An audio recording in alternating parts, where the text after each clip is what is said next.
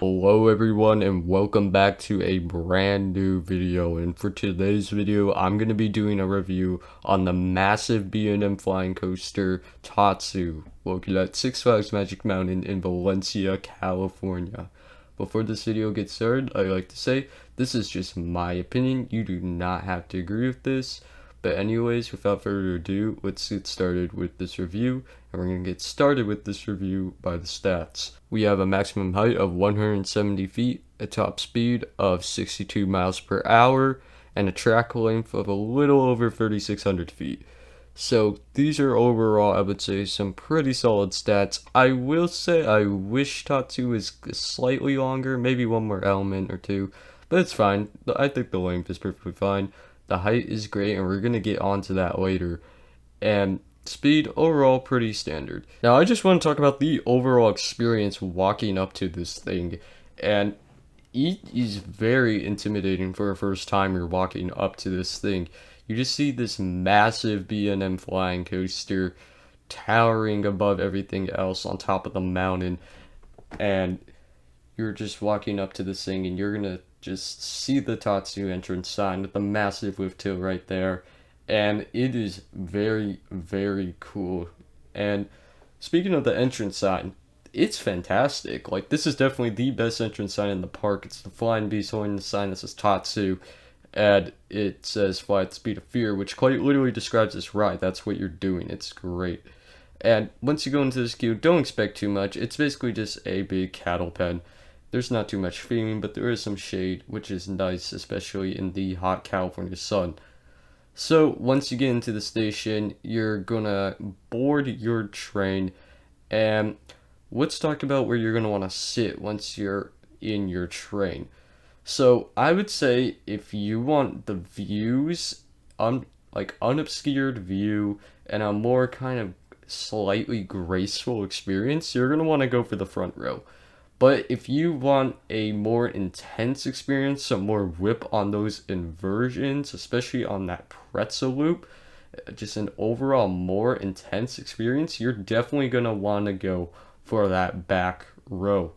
So once you dispatch from your station, well, first you're going to go in the flying position, and then you're going to dispatch from the station, and you're going to go up this lift hill. And holy crap, this lift hill is crazy. Definitely probably my favorite lift hill on any coaster. Usually lift hills are quite boring on most coasters, but on Tatsu, no, it's the complete opposite. You are staring straight down at the ground while going up at this lift hill, and you feel really, really high off of the ground.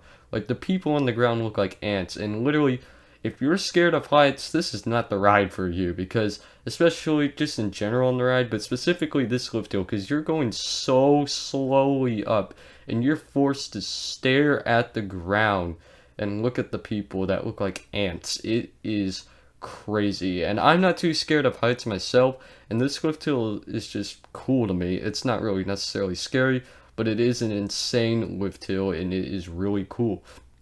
So enough with the lift hill. You're going to go down this first drop, which is a curved drop, and it's not the best part of the ride, but it's definitely a really fun drop. You're going to pull some good positive G's towards the bottom of it, and you're also going to be picking up a lot of speed, so it's pretty fun. Then you're going to go into this first inversion, this 0G roll, heartline roll, I don't really know, and you're going to get a good amount of whip if you're in the back row, and you're going to get like more of a floaty feeling in the front row.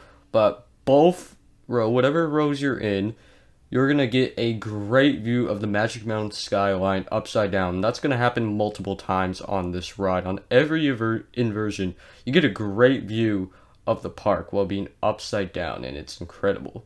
You're gonna go through this inversion, and then you're gonna go into another inversion, which is basically the same thing. I don't know if it is, and this one being a little more whippy than the other. But yeah, you basically get a great view of the park while being upside down. Then you're going to go into this turnaround that goes right by, pretty close to the Superman Plaza, and you get a great view. This turnaround is also really forceful, and you're going to get a bunch of positive G's there, and you're going to be pressed into your vest restraint. And you just just like I said, you get a great view. You get a great view of Riddler's Revenge and the whole like metropolis area of the park, and it's great. You feel like you're on top of the world, which is like all of this ride. And once you go up that super forceful turnaround, you're gonna go into this snappy small turn. Most elements on Tatsu are pretty spread out, but no, not this snappy turn. This turn basically just banks you, and then yeah, that's really it. It's not super forceful or anything. It's more of like a surprise type element, since everything on this ride is a lot more like spread out, and this one is just all of a sudden super aggressive. So it's definitely a really cool element. Not the best on the ride, but still really cool. And after you go through this snappy turn, you're gonna go through, I believe, probably the most demonic inversion ever created. This massive pretzel loop. Holy crap. You are just going through this, and it feels like your brain is about to explode and your face is gonna get torn off. At first, on my first ride, I felt this pretzel loop, the G's were sustained, but the G's weren't that strong. No, I got on it, the G's were sustained, but they were also super duper strong. This pretzel loop is crazy, and without a doubt, my number one inversion and the most intense uh, element in all of Six Flags Magic Mountain. It's incredible. And I would say for this, that's where you're going to want to get that back row, because you really get pulled over into that pretzel loop, and it just feels that much more insane. But you're going to pretty much get the same amount of positive G's at the bottom of the pretzel loop, no matter what row you sit in, so your face is still going to feel like it's getting torn off. But I just prefer in the back, because you do get whipped more down that pretzel loop.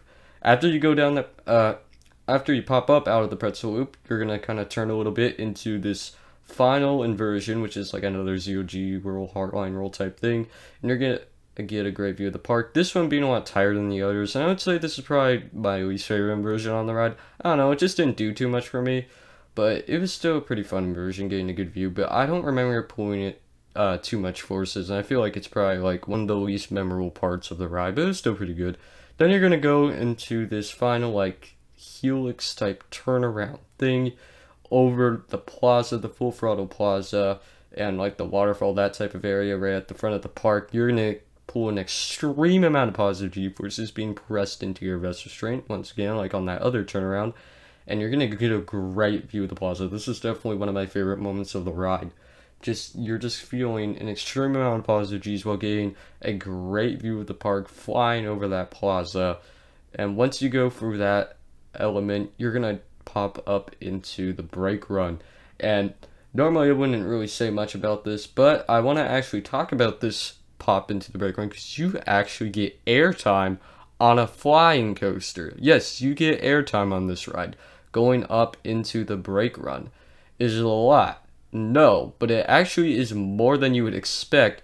Like, first of all, you don't expect to get airtime on that flyer, but if you will think like, oh, if you get airtime on a flyer, it's probably not going to be super strong.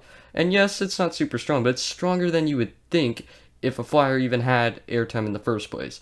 It's hard to explain, but yeah, you get, either way, you get a decent pop of airtime while in the flying position, which is pretty fun into that final brake run. So overall, this layout is great. It's a masterpiece. This whole ride is a masterpiece.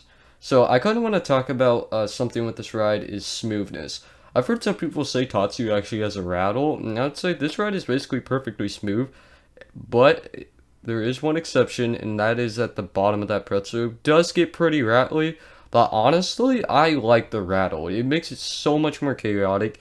Getting your face ripped off practically, well, feels like your face is getting ripped off while the train is violently shaking around is awesome. I love the rattle on that loop, at the bottom of that pretzel loop. Anywhere else, I wouldn't be too big of a fan of it on this ride, because it would kind of ruin the flying experience, but it kind of ties in and fits well when you're pulling an extreme amount of positive G's. But yeah, other than that, this ride is basically perfectly smooth. And yeah, overall, this layout is absolutely amazing, and I just really love this roller coaster, and I would say it's definitely one of my favorite coasters out there. I would say it's probably top 3 in the park. The only coasters I'd put above it is Riddler's Revenge and X2, but other than that, yeah, this is definitely the third best coaster in the park. So, what am I going to give Tatsu as my final score? Well, I'm going to give this ride a 9 out of 10. It is incredible. The only reason why I wouldn't give it more is because a perfect 10 out of 10 really has to be a perfect ride, like Ghost Rider or X2.